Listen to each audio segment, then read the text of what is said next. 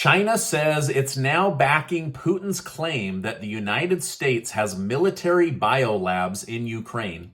Ukraine's nuclear power plant has been knocked offline. It's been discovered that the Biden administration has been secretly buying Russian oil this entire year through secret back channels, and Iran is set to send the biggest shipment of weapons to the front line of the Russian war. Thanks for liking and sharing these videos. I put hours and hours of research into each video so that you can be kept up to date in the shortest video I can put out each day. So thank you so much for your support. Also, thank you, Replace Your Mortgage, for supporting my channel and my big winter giveaway. Now, what if I told you that despite all the sanctions that were placed on Russia, we were still buying and using Russian oil? The Wall Street Journal has just reported the process in which Russia has been able to avoid U.S. sanctions. Simply put, the United States has not sanctioned the second largest oil company in Russia. This oil company is then able to ship their product over to Italy and then refine it and send it over to the United States. So basically, we knew that this was going on, or the White House did, but we've been buying Russian oil through Italy's back channels so that the American people could be told your gas is going higher because of Putin, but then Biden could secretly buy Russian oil in order to lower gas prices. Now, this refining process changes the legal country of origin from which America buys its oil. Now, isn't it funny that President Biden has made such a big deal about Russian oil while at the same time using this legal this legal loophole in order to buy Russian oil? So basically, this is now going to end after the midterm elections. So we're going to stop using the Strategic Petroleum Reserve. They're going to stop using or producing 2 million barrels of oil from OPEC, and we're going to end buying Russian oil through the legal back channel of Italy right after the midterm elections. Now, let me know, do you think that Biden was blaming Putin for high gas prices and then secretly buying Russian oil through Italy in order to keep gas prices down as an election strategy? Let me know your thoughts in the comments. This really bugs me because I hate being lied to.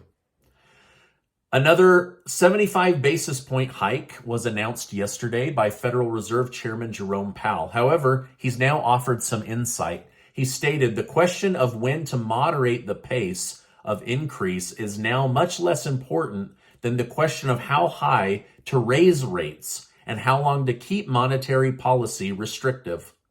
Powell clarified furthermore by stating, pausing is not something we're thinking about. In a nutshell, Powell is saying that the Federal Reserve's plan is to keep hiking rates until inflation comes down substantially. Powell's highly loved yield curve indicator is currently implying a 31% chance of recession happening in the next 12 months. Clearly, Powell doesn't like these odds, but feels trapped by inflation. And so they will basically, in layman's terms, we're not pausing and we're going to just continue to hike rates until inflation comes down. Russia has accused the United Kingdom of aiding Ukraine's attack of Russian military vessels on the Black Sea. This is what almost led to 100 million people not getting access to grain. The operation was carried out by drones and left the prize Russian ships heavily damaged. Russia claimed that they will be presenting the evidence to the public soon. However, we should be very careful to believe whatever Vladimir Putin says. Basically, we need to hear it out, but we've got to take it with a grain of salt, right? Recently, Russia also accused the United Kingdom of aiding in the Nord Stream pipeline sabotage attack. The United States claims that these are false accusations, that the United States wasn't involved, and neither was the United Kingdom. However, we don't really know the exact country that carried out the sabotage attack, but more and more analysts are saying it looks like Russia certainly did not blow up their own pipeline. All right, now I have some really big stories to tell you, including a huge accusation against the United States coming from China. But first, a word from today's video sponsor. My friends at Replace Your Mortgage can show you how to pay off your home in 5 to 7 years. Before 1913, mortgages functioned in a way that allowed us to pay them off faster. Well, the government and banks didn't like people having all that extra money, flexibility, and freedom, so they created the 30-year mortgage to trap you financially. New data, however, shows most people waste more money on mortgage interests than they ever save for themselves or their own future. Now, I believe a portion of all you earn is yours to keep, yet modern banking is set up to capture as much of your money as it can.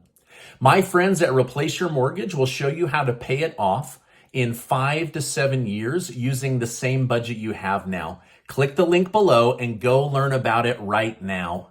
Early in the Ukraine-Russia war, there were talks about biolabs and China not taking sides with Ukraine or rooting for Russia. They just wanted cheap gold and cheap oil and cheap gas from Russia, but they weren't taking sides.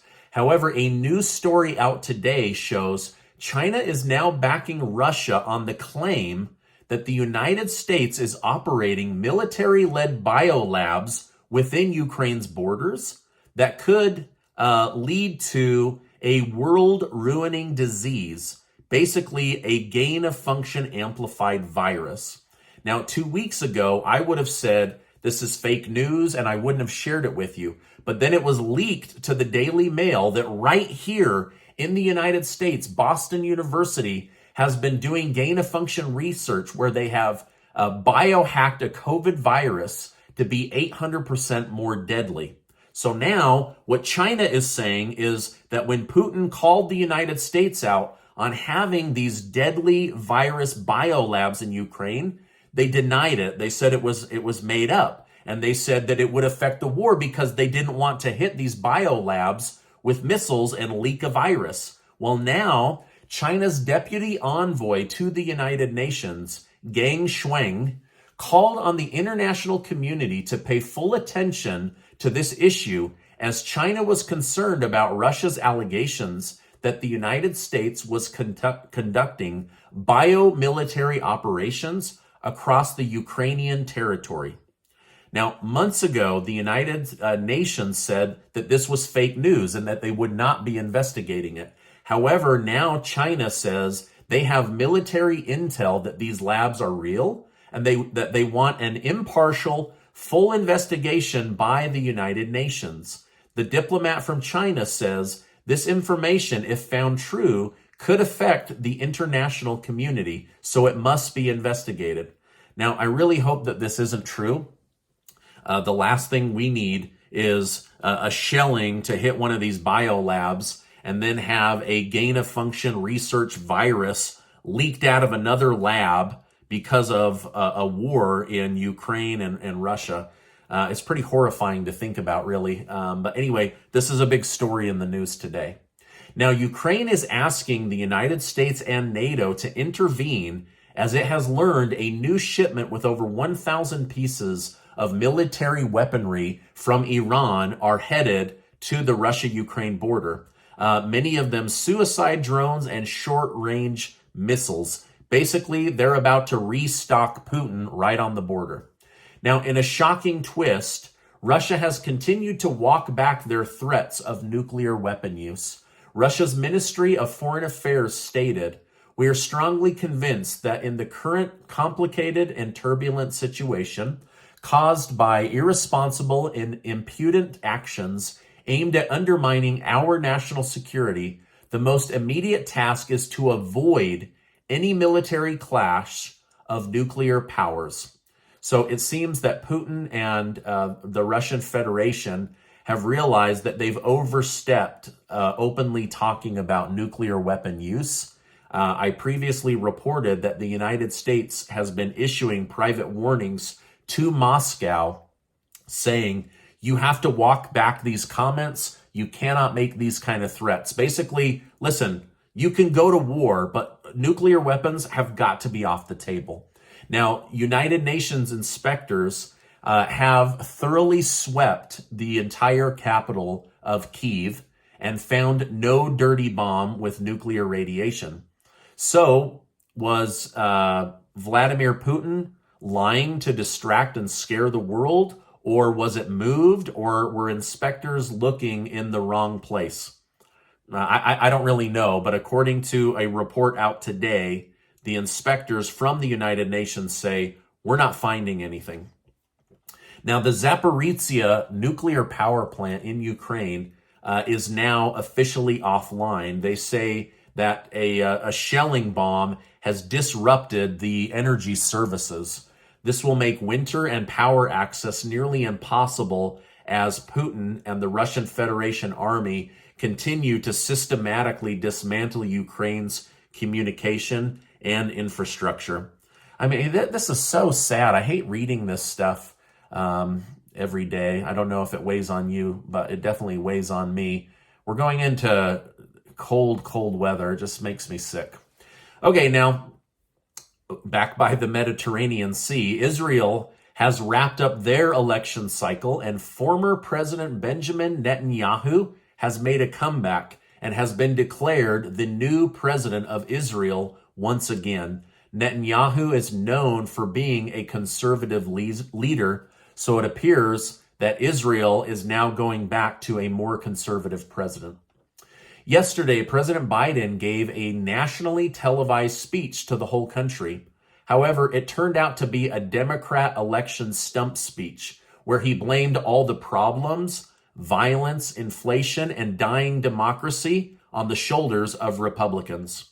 He mentioned democracy 37 times in 20 minutes, but failed to talk about inflation, high gas prices, high grocery prices, running out of diesel, or how he and his White House administration would improve the country. The entire speech was basically MAGA Republican bad, Democrat good. So anyway, you can go back and watch the speech if you want. More and more friends of mine are starting to talk to me about high gas prices and high grocery bills. They're talking to me about how their raises that they got aren't even keeping up with inflation. So, I'm not used to hearing this stuff from family and friends, but now it's becoming like a very common topic that we discuss. And I'm curious, are you having the same experience? Let me know in the comments. Have you noticed more people talking to you about high inflation, high gas prices, high food prices? Or if not, just write, it's just you, Stephen. I want to hear from you because I want to know, like, am I crazy? Because these are like affluent friends of mine that never talk to me about this stuff, and now they're talking about it on the regular.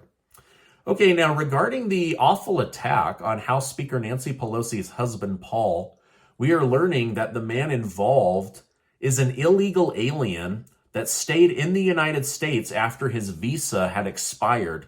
So he's not even supposed to be in the country.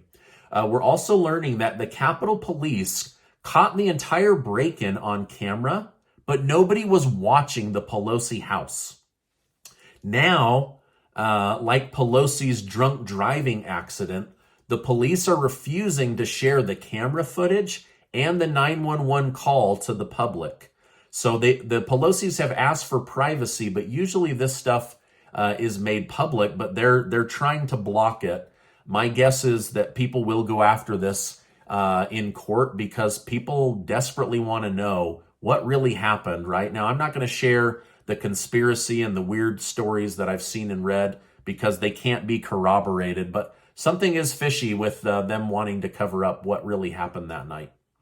Representative AOC attacked Twitter's new owner, Elon Musk, for his plan to charge her $8 a month to stay on Twitter.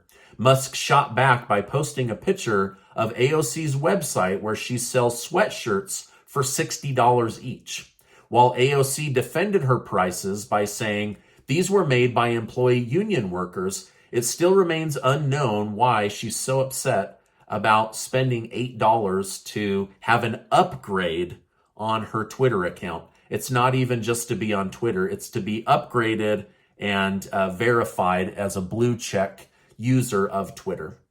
Now, this is my update for today. As I know more, I will come on and share more with you. I have a new giveaway that Casey and I are doing between now and December 18th. We're going to be giving away $15,000 in cash, thanks to generous video sponsors. 5 of you are going to win $1,000, and 20 of you will win $500 cash, a total of 25 winners and $15,000 right before the winter holidays. So thank you so much for those that sponsor this channel. Also, if you have decent credit, make more than you spend, and want to pay off your home fast, click the link right now and go to Replace Your Mortgage and find out what these guys are doing. I'm using them. I know family and friends that are using them. People right here in the community are saving hundreds of thousands of dollars by paying off their mortgage fast, and I'll make sure to leave a link down below. Now, before you go, I want to remind you that you are amazing. Make sure to check out this video and be subscribed to the channel. Hey, I appreciate you stopping by today, and I will see you on the next video.